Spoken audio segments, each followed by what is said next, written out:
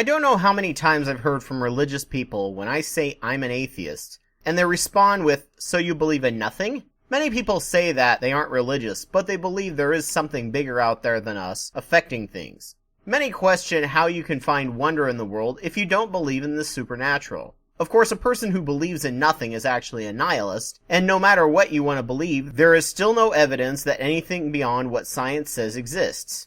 One of the huge drivers for religion and spiritualism is the feeling they get from being part of something bigger. The most successful religions are the best at playing up just how big and powerful their deity or spiritual power source is, while at the same time make people believe that that deity actually cares about them personally, and that power source is able to be tapped by someone as lowly as them. Animism and deism are two sides of the spectrum in this regard. Animism allows individuals to tap various spirits for power, but each are nowhere near as powerful as the monotheistic gods, nor are they powerful enough to care about you at all. Deism has the all-powerful God, but is in no way interested in us as individuals, and does not interfere with any of reality. Religions use many methods to tap that feeling that comes from being a part of something bigger. Mirror neurons are used to learn new skills. They also produce empathy that allows for bonding. Because these are beneficial to one's survival, they produce reward pathway chemicals that makes you feel good along with oxytocin, creating bonding in your group. Humanity is a social species and thrives on interacting with each other. Religious cultures and even political parties have figured out how to tap physical power through ritual. Group prayer, singing, chanting, dancing, and movement seem to make mirror neurons work overtime, pumping out happy neurochemicals that fill them with awe at being part of something much bigger than themselves. When you watch an action movie or watch someone doing something physical, your mirror neurons light up and think you're doing it. When you're doing the same motions as everyone else in a social situation, often in a beautifully decorated building or out in nature, anything said that everyone around you believes just seems so true, and it couldn't possibly be not true, with all the openness and emotional highs of everyone around you. Your mirror neurons are being hyperstimulated by this activity, filling your head with happy bonding brain drugs. Skepticism and questioning is a serious buzzkill, and members don't react well to it. The Nazi Party tapped this with their rituals and marches, and the military and even Japanese companies do it with group exercises. You belong and you are part of this powerhouse, and that makes you feel secure in who you are and your place in the world.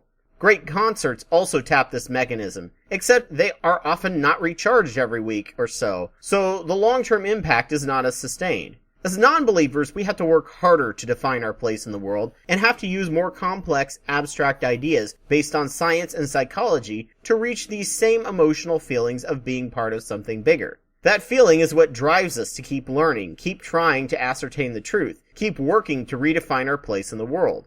We still get sucked into bad ideas and groupthink when charismatic people spread ideas.